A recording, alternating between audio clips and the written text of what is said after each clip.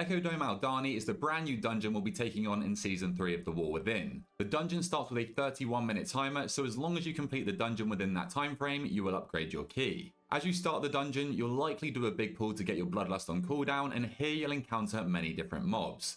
Overgorge Mites are your priority kick mob. They will spam cast Gorge on random players, dealing large upfront damage that heals them for the same amount, while also granting them a stack of Overgorged. This must be interrupted, as when these mobs die, it will apply a stacking 5-second dot for every stack they had, and note that by default they always start with 1 stack.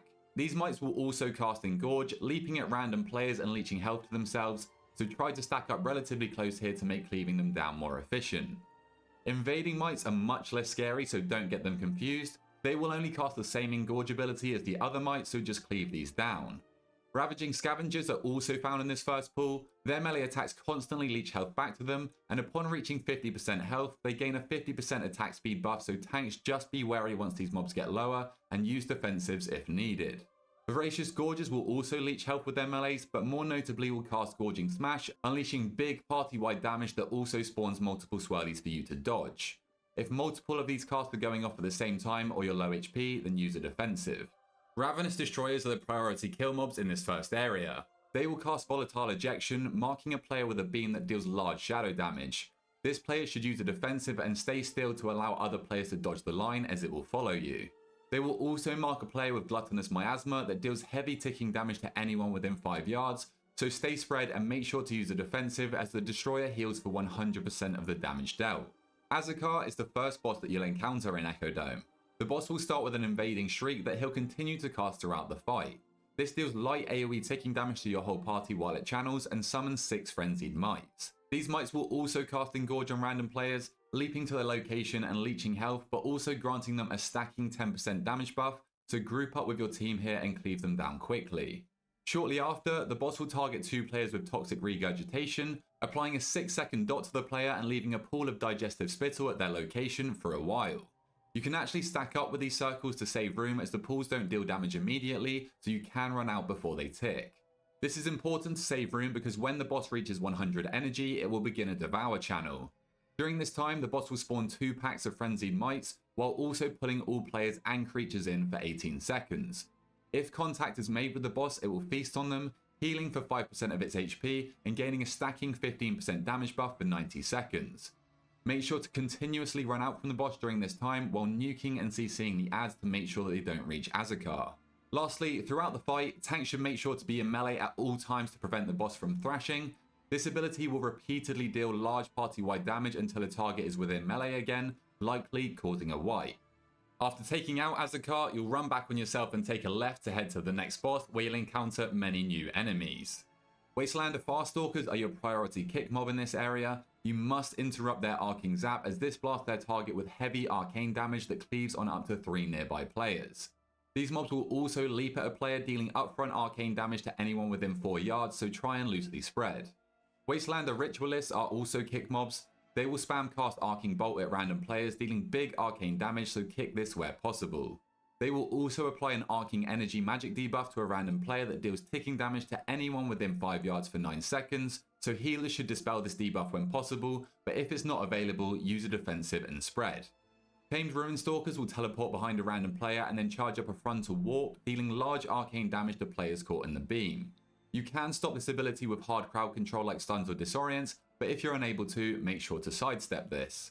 Wastelander Phase Blades will buff themselves with Alacrity, increasing their attack and movement speed by 30% for 10 seconds. This buff is purgeable, but tanks should be wary when fighting these mobs. Overcharged Sentinels are the priority kill mob in this area.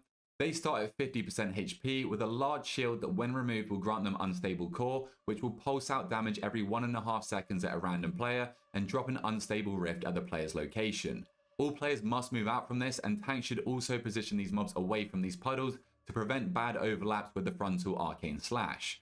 This marks a frontal cone that follows the tank and deals massive upfront damage to anyone struck and leaves a very nasty dot. All other players should make sure to avoid this, and the tank should use a defensive. Now we can face the second boss, Taah'bat and Awazj. This duo share a Beastmaster's bond, which means they share all damage taken. Throughout the fight, the boss will use Rift Claws on the tank, dealing large upfront arcane damage and leaving a nasty 8-second bleed. Tanks need to prepare defensives for this ability. He will also target 2 players with Binding Javelin, launching an arcane javelin at each player that deals big upfront damage to all players within 8 yards and tethers them to the center.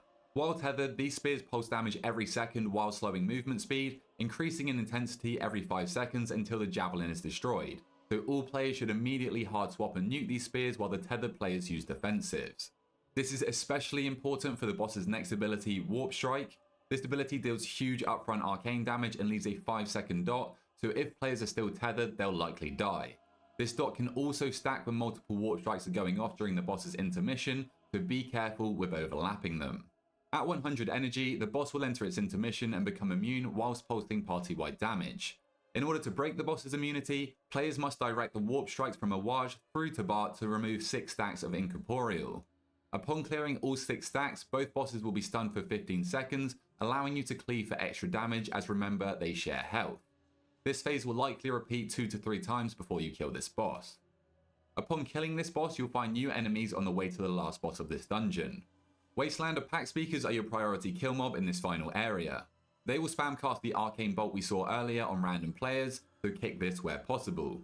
But their scariest ability is Erratic Ritual. This is an AoE channel that takes party-wide arcane damage every 0.5 seconds for 6 seconds, so make sure you use the defensive and healing cooldowns when this is being cast. Finally, they'll cast Consume Spirit.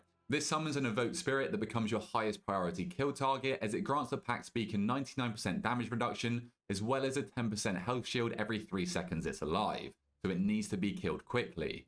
Upon killing the spirit, the pack speaker will take 30% increased damage for a short duration, so try and kill it off fast. Koresh Elementals will buff nearby enemies with a massive absorb shield in Embrace of Koresh. Someone in your group needs to purge this shield if possible, but if not, you'll just have to burn through it. Dotted around this last area, you'll also find arcane siphons guarded by packs of these mobs. After killing off the pack, you can channel from these siphons, which grants you a 10% haste and movement speed buff. Waste Creepers will debuff the tank with their Gloom Bite, dealing big upfront shadow damage and leaving a sizable healing absorb on the tank for 1 minute. They will also target a random player's location with Burrowing Eruption, bursting up from the ground a few seconds later, dealing lethal damage to anyone caught and knocking them back.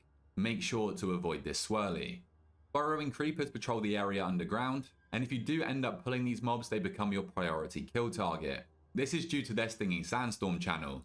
This ability applies a stacking 3-second nature dot on your whole party that you'll need to commit a defensive to. They will also target a random player with Burrow Charge, dealing huge damage to anyone within 10 yards of the targeted player and knocking them up. Again, use a defensive if you're targeted here, and if you're not, stay clear of the target. Generally though, I try to stay clear of these mobs as they're not efficient in any way.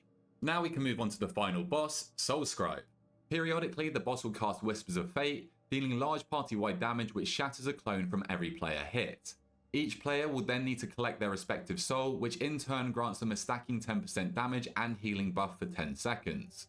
You'll need to collect your soul quickly, as he immediately follows this cast with either Ceremonial Dagger, which fires a projectile at every soul's location after a few seconds, so make sure you're out of the beam before this cast finishes.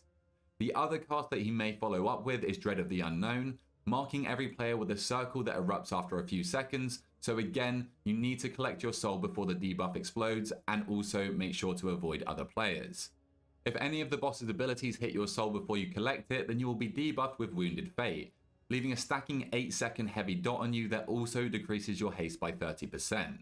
This gets even scarier when the boss reaches 100 energy. Soul-Scribe will teleport to the middle and channel Eternal Weave, spawning 3 souls of each player around the encounter that each player must collect while he fills multiple segments of the arena with a frontal cone.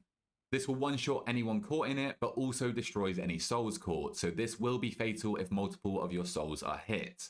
But that's all you need to know for this fight, and that wraps up Echo Dome Aldani in Mythic Plus. If you're interested in my nameplates, they are from my free Plater profile, which can be found inside my Discord. The link will be in the description. And if this guide did help you or a friend out, then please feel free to drop a like down below, subscribe to your boy, and until next time, I'll catch you guys later.